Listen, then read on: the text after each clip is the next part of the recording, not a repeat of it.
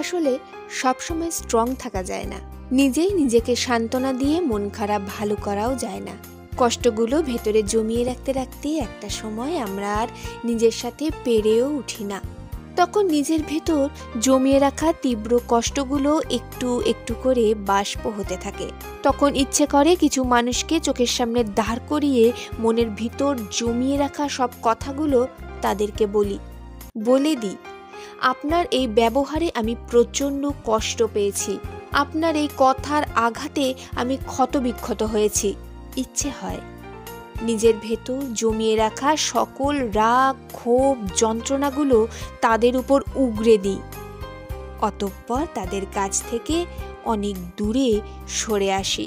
মিথ্যে অভিনয় না করে নিজের মতো করে বাঁচি।